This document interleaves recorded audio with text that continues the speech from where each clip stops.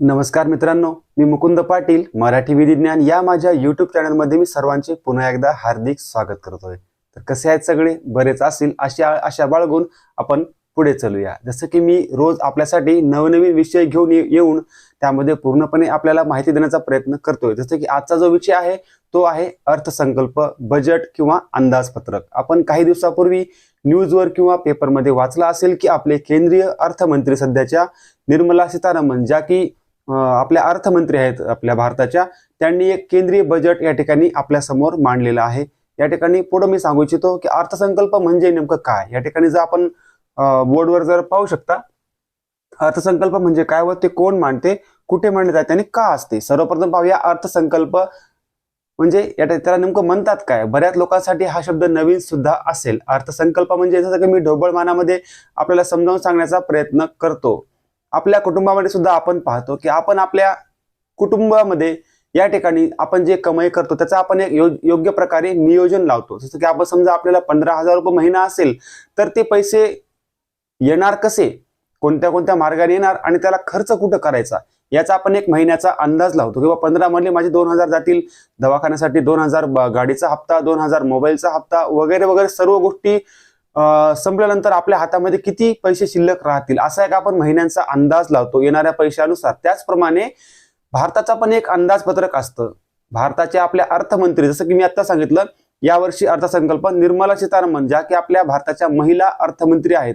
पूर्ण भारताचं अर्थ राजकारण जे असेल ते पूर्ण एका महिलेच्या हातामध्ये त्यामध्ये या ठिकाणी केंद्रामध्ये दिलं गेलं आहे.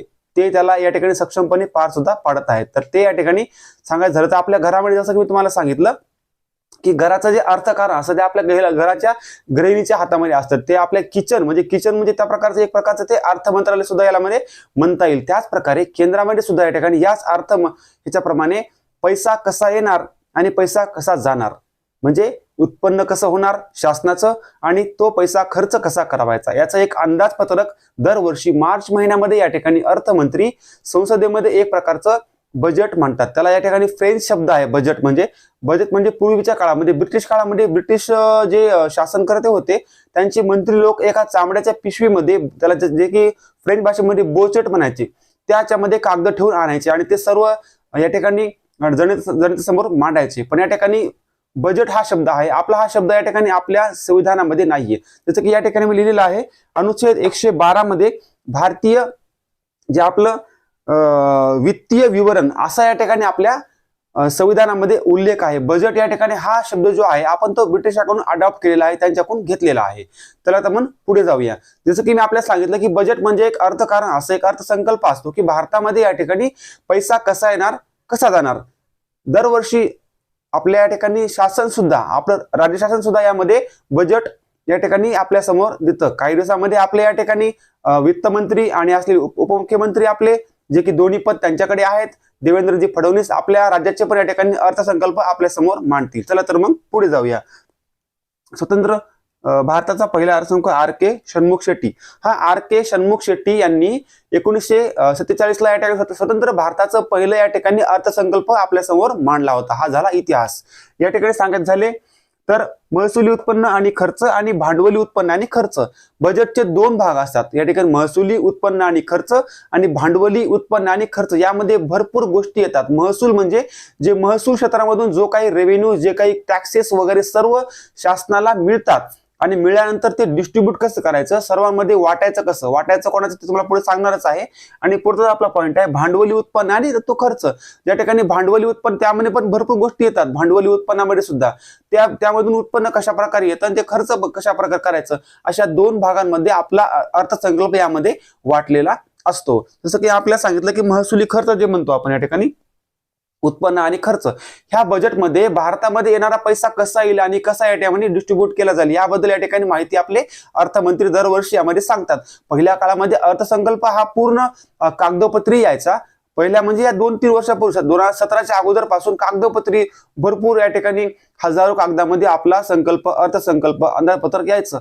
पण या ठिकाणी या वर्षी आपले ज्या अर्थमंत्री आहेत निर्मला सीतारामन यांनी या ठिकाणी डिजिटल बजेट, त्याला बजेट म्हणत नाही, त्याला एक या ठिकाणी चोपडी प्रमाण पहिल्या काळामध्ये जसं आपण चोपड्या वापरायचो त्याच प्रकारामध्ये एका लाल कपड्यामध्ये गुंडाळल्या त्यांनी काही इन्स्ट्रुमेंट सोबत आणले, काही कागदपत्र सोबत आणलेले असतात आणि त्यांनी ते या ठिकाणी संसदेसमोर वाचून दाखवलेले आहेत. तर तो बजेट शब्द संपवलेला आहे या ठिकाणी आणि त्याला या ठिकाणी चोपडी प्रमाणामध्ये या ठिकाणी एका पुस्तका टाईपचं त्यावर आपल्या भारताचं जे आहे आपलं म्हणजे आपण अशोक स्तंभाचं जे चिन्ह आहे 3 सिंहांचं त्या ठिकाणी ते त्यावर लावलेलं असतं आणि ते अर्थमंत्री येऊन सर्व बजेट संसदेसमोर मांडतात. या ठिकाणी पुढे चालूया. केंद्रामध्ये दरवर्षाच्या फेब्रुवारी महिन्यामध्ये अर्थमंत्री अर्थसंकल्प मांडतात. या ठिकाणी आपलं फायनान्शियल इयर वित्तीय वर्ष सुरू होतं 1 एप्रिलला आणि संपतं दुसऱ्या वर्षी 31 मार्चला. पण आपल्याला प्रश्न पडला असेल की हे वर्ष सुरू होतं तेव्हा संपतं जेव्हा, तर अर्थसंकल्प फेब्रुवारी महिन्यामध्ये का बरं मांडतात? तर या ठिकाणी पहिल्या काळामध्ये 28 फेब्रुवारीला यामध्ये अर्थसंकल्प ब्रिटिशांच्या काळामध्ये पहिल्या काळामध्ये मांडला जायचा. पण या ठिकाणी मोदी सरकार आल्यापासून त्यांनी हा नियम बदलला आणि 1 फेब्रुवारीच्या दरम्यान या ठिकाणी अर्थसंकल्प या ठिकाणी संसदेसमोर मांडला जातो. जसं की आपल्याला सांगितलं की फेब्रुवारी महिन्यामध्ये मांडतात. जसं की आपण कालच पाहिलं असेल अर्थमंत्री यांनी सर्व या ठिकाणी अर्थसंकल्प आपल्या समोर या ठिकाणी मांडलेला आहे. या ठिकाणी पुढचा जो पॉईंट अर्थसंकल्पाचे प्रकार अंतरिम अर्थसंकल्प, हंगामी, तुटीचा आणि शिल्लकीचा यामध्ये 4-5 प्रकार आहेत. पण तुम्हाला यातले मी काही प्रकार महत्वाचे प्रकार यामध्ये समजावून सांगणार आहे. जसं की अंतरिम अर्थसंकल्प. अंतरिम म्हणजे इंटेरिम, तात्पुरत्या तत्वाचा. हा अर्थसंकल्प का बरं मांडला जातो? बऱ्याचदा काय असतं काही अडचणी येतात की त्यामध्ये सहसा अर्थसंकल्प हा 12 महिन्यांचा पूर्ण वर्षभराचा असतो. पण काही अपवादात्मक गोष्टीमध्ये अर्थसंकल्प हा कमी काळासाठी पण अर्थमंत्र्यांना द्यावा लागतो. त्यामध्ये त्या गोष्टी कोणत्या येतात? यामध्ये आणीबाणी असेल, आर्थिक आणीबाणी असेल, राजकीय आणीबाणी असेल किंवा युद्धजन्य परिस्थिती असेल किंवा निवडणुकाचा काळ असेल, अशी कोणती गोष्ट असेल ती टाळण्यासारखी नाहीये. त्या काळामध्ये या ठिकाणी हा शॉर्ट काळामधला कमी वेळेतला अर्थसंकल्प यामध्ये अर्थमंत्री मांडू शकतात. या ठिकाणी पुढचा पॉईंट आहे हंगामी. हंगामी तेच सांगा ह्याचाच तो प्रकार आहे. हंगामी म्हणजे काही वेळेपुरता, काही हंगामापुरता. त्यामध्ये पण काही अडचणी असतात की त्या पूर्ण वर्षाचा या ठिकाणी अर्थसंकल्प मांडणे शक्य नसतं. त्यावेळेस या ठिकाणी हंगामी अर्थसंकल्प मांडला जातो. आहे तुटीचा आणि शिल्लकीचा, हे 2 महत्वाचे प्रकार आहेत. तुटीचा अर्थसंकल्प म्हणजे काय? उदाहरण द्यायचं झालं तर आपल्या घरामध्ये जे उत्पन्न आपल्या कुटुंबाला येतं, समजा 100 रुपयाचं उत्पन्न असेल आणि जर खर्च 110-120 असेल तर याला या ठिकाणी तुटीचा अर्थसंकल्प, तुटीचं अर्थकारण, तुटीचं अंदाजपत्रक म्हणतात. तर त्याचप्रमाणे भारतामध्ये जेव्हा असा अंदाज लावला जातो की बाबा रे आपल्याला उत्पन्न कुठून भेटणार आहे आणि ते खर्च कशा प्रकारे करायचे, ह्या गणितामध्ये जेव्हा रुपया येतोय पण खर्च होतोय 1 रुपया 10 पैसे, तर यावेळेस असा जो अर्थसंकल्प असतो त्याला म्हणतात तुटीचा अर्थसंकल्प. आणि हा आहे शिल्लकीचा.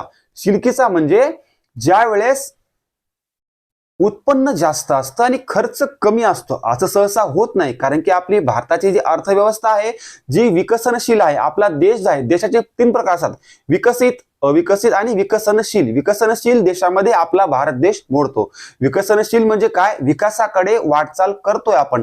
आपल्या देशामध्ये टेक्नॉलॉजीची, तंत्रज्ञानाची वाढ होत आहे, नोकऱ्याची वाढ होत आहे, सर्व भरभराट चालू आहे. पण विकसित झालेला देश आपला नाहीये, तो आपला देश आहे विकसनशील. या ठिकाणी अशा देशामध्ये हा संकल्प येणं, अर्थसंकल्प मांडणं शक्यच नाहीये, कारण आपल्याकडे सध्या गुंतवणूक खर्च खूप जास्त आहे. पण बऱ्याचदा काय होतं अपवादात्मक की खर्च कमी राहतो. उदाहरण सांगितल्याप्रमाणे 1 रुपयाचं उत्पन्न असेल पण खर्च झाला फक्त 80 पैसे, जे 20 पैसे शिल्लक राहिले त्याला म्हणतात यामध्ये शिल्लकीचा अर्थसंकल्प. म्हणजे खर्च कमी आणि उत्पन्न जास्त. हा झाला या ठिकाणी अर्थसंकल्पाचे प्रकार. पुढचा जो आपला पॉइंट आहे, अर्थसंकल्प मांडण्या अगोदर पूर्वतयारी काय केली जाते? जसं की मी आपल्याला पूर्वी सांगितलेलं आहे की अर्थसंकल्प आपले राज्याचे किंवा केंद्राचे, भारताचे अर्थमंत्री संसदेसमोर किंवा आपल्या विधिमंडळासमोर मांडतात. तर त्या अगोदर त्यांना तयारी काय करावी लागते. तयारी म्हणजे त्यांना त्याच्या ऑफिशियल काम तर करावंच लागतं, पण त्यांना सर्व विभागांचे, जसं की आपल्या केंद्रामध्ये खूप सारे विभाग आहेत, खूप सारे खाते आहेत, खूप सारे मंत्रिमंडळ आहे. फक्त वैयक्तिक मंत्र्याचा कोणी सल्ला घ्यायची गरज नाहीये. पण नीती आयोग, जसं की आपली पहिली पंचवार्षिक योजना होती ती मोदी सरकारने रद्द करून त्यामध्ये नीती आयोग असा एक नवीन प्रकार सुरू केला गेला आहे. तर त्यांना अर्थसंकल्प जाहीर करण्या अगोदर, तयार करण्या अगोदर किंवा तयार करण्याच्या प्रक्रियेमध्ये ह्या नीती आयोगाचा यामध्ये सल्ला मसलत घेतला पाहिजे. त्याच नंतर काही म्हणजे नीती आयोग झालं, त्यानंतर अर्थ मंत्रालयाचे दुसरे कोणते विभाग झाले, काही आपले वित्तीय अधिकारी असतील किंवा आपले काही म्हणजे अर्थ मंत्रालयाशी अर्थाशी म्हणजे अर्थ म्हणजे काय पैशाच्या निगडीत सर्व विभागांचा त्यांना सल्ला घ्यावा लागतो. सर्व राज्यांना या ठिकाणी त्यांचा पण राज्यांकडून पण त्यामध्ये त्यांना किती पैसा लागतो, जसं की पूर्ण जे आपलं अर्थ मंत्रालय असतं केंद्राचं, सर्व आपले जे भारतामध्ये राज्य आहेत वेगवेगळे, त्या राज्यांना हे पैसा पुरवतं की बाबा रे तुम्हाला या वर्षी ह्या 12 महिन्यामध्ये किती पैसा लागणार आहे आणि तुम्हाला हा पैसा कशासाठी लागणार आहे.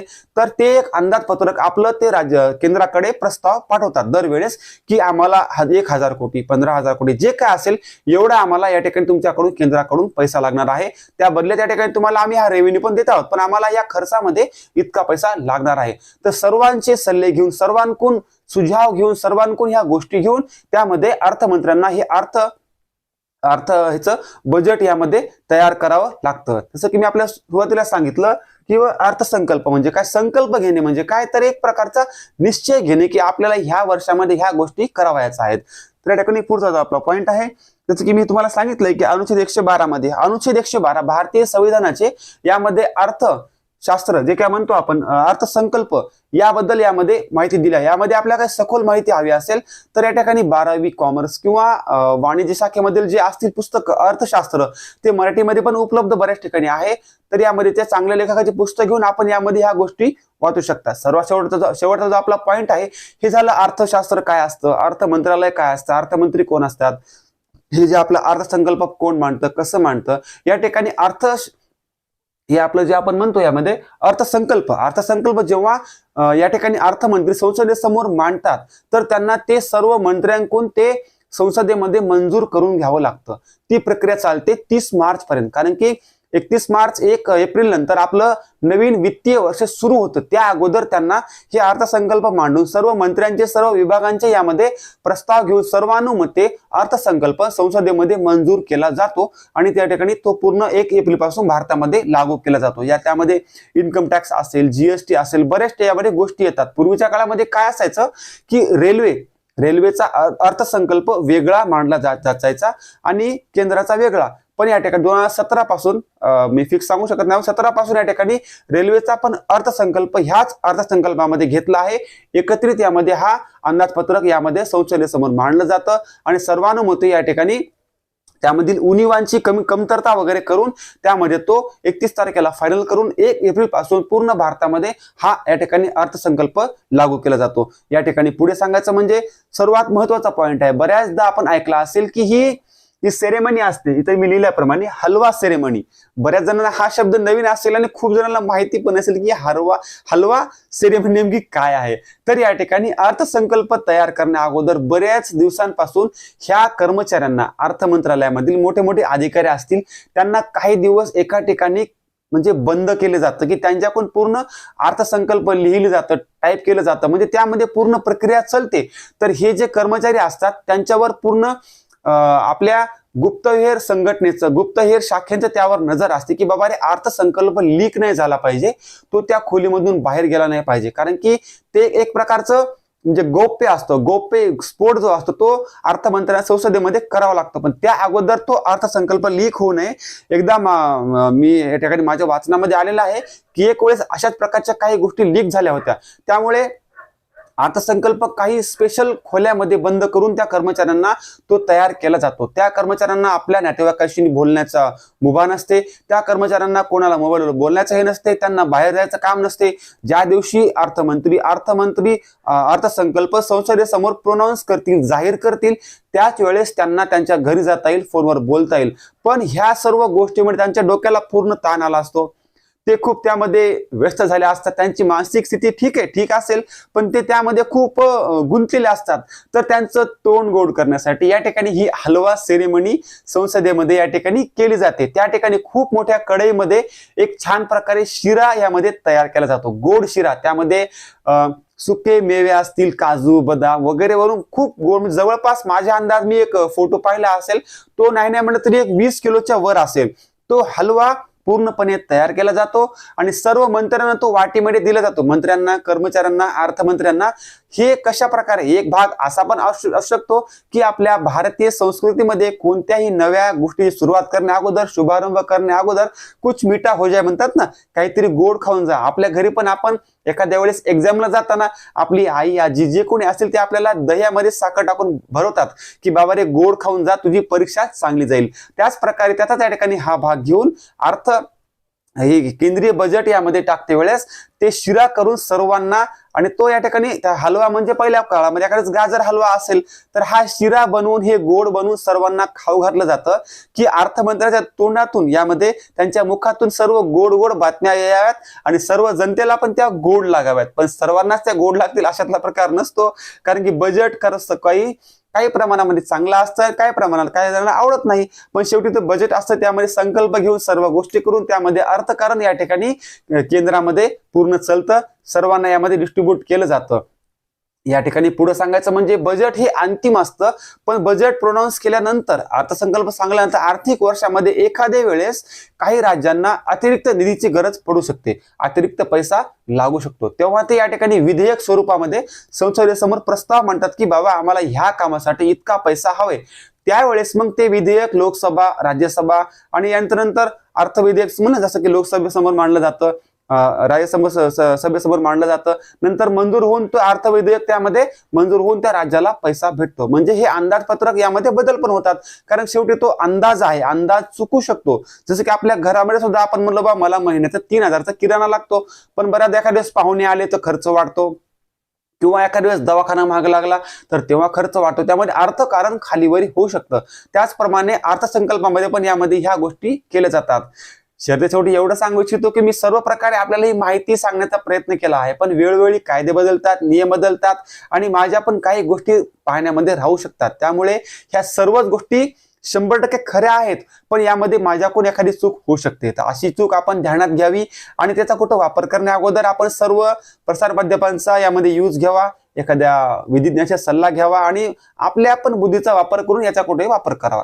तर शेवटी एवढं सांगू इच्छितो, माझा व्हिडिओ जर आपल्याला आवडला असेल तर माझं चॅनल सबस्क्राईब करा, सर्व व्हिडिओ लाईक करा, सर्व व्हिडिओ पहा. भरपूर माहितीस्पद यामध्ये व्हिडिओ मी बनवले आहे, यामध्ये मेहनत घेत आहे. आपलं सहकार्य लाभलं तर यामध्ये मी भविष्यामध्ये पण याच प्रकारचे नवनवीन व्हिडिओ यामध्ये बनवण्याचा प्रयत्न करेल. आणि आपली यामध्ये काही शंका असेल, आपल्याला कायदेशीर कोणत्या गोष्टीची माहिती हवी असेल आपल्या मनामध्ये, तर आपण कमेंट बॉक्समध्ये असं पूर्णपणे लिहून मला पाठवू शकता की मला ह्या विषयावर माहिती हवी आहे, आपण यावर व्हिडिओ बनवा. नक्कीच मी त्यावर अभ्यास करून व्हिडिओ बनवण्याचा प्रयत्न करेल.